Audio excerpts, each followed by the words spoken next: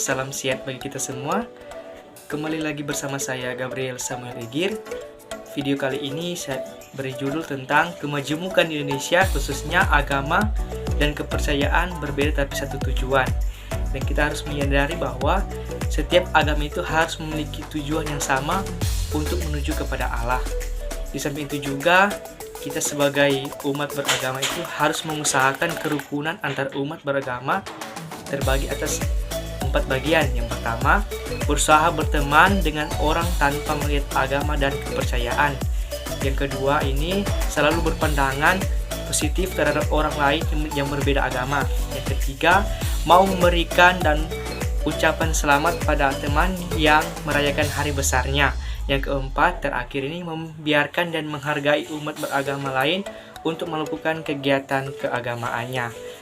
Di samping itu juga ada isu-isu negatif atau penyebab terjadinya konflik antar umat beragama Indonesia. Yang pertama, adanya ambisi pribadi tokoh tertentu dan menggunakan agama sebagai alat untuk meraihnya. Yang kedua, fanatisme agama yang berlebihan disertai dengan pandangan negatif terhadap agama lain. Yang ketiga ini, kurangnya memahami ajaran agama sendiri sehingga mudah dihasut oknum yang berniat jahat. Yang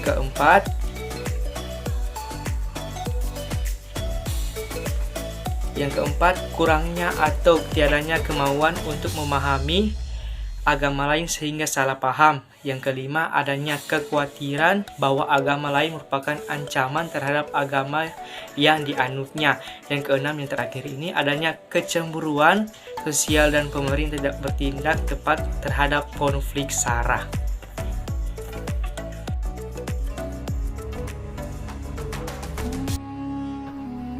Masyarakat Indonesia dikenal sebagai masyarakat religius. Beberapa agama dan kepercayaan dapat ditemukan di berbagai wilayah Indonesia. Indonesia juga memiliki banyak suku. Itu sebabnya Indonesia kaya dengan budaya atau adat istiadat. Kondisi geografis dan sosial Indonesia juga mempengaruhi berbagai kegiatan ekonomi masyarakat. Karena itu, kita dapat menemukan berbagai pekerjaan masyarakat Indonesia di berbagai tempat. Kekayaan dan keanekaragaman masyarakat Indonesia, baik suku, agama, ras, dan pekerjaan, menunjukkan bahwa masyarakat Indonesia itu bersifat plural. Kata plural berasal dari bahasa Inggris yang artinya jamak, sedangkan pluralitas berarti kemajemukan. Pluralitas masyarakat Indonesia memiliki arti yang sama dengan kemajemukan masyarakat Indonesia. Selain istilah pluralitas, kita juga menemukan istilah lain, yaitu multikultural.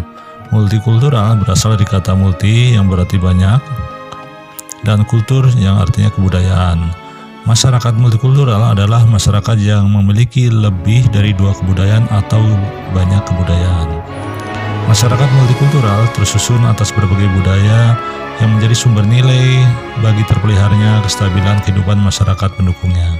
Keragaman budaya tersebut berfungsi untuk mempertahankan identitas dan integrasi sosial masyarakatnya.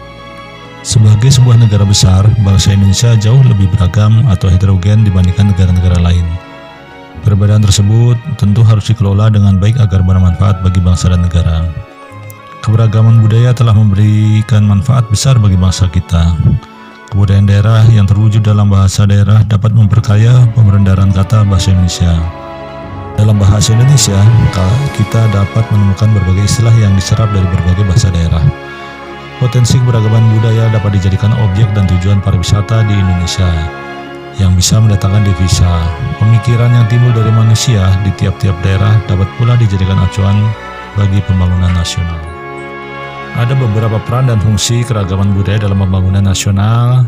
Di antaranya adalah sebagai daya tarik bangsa asing di bidang pariwisata misalnya, kemudian mengembangkan kebudayaan nasional, tertanamnya sikap toleransi, saling melengkapi hasil budaya, dan mendorong inovasi kebudayaan.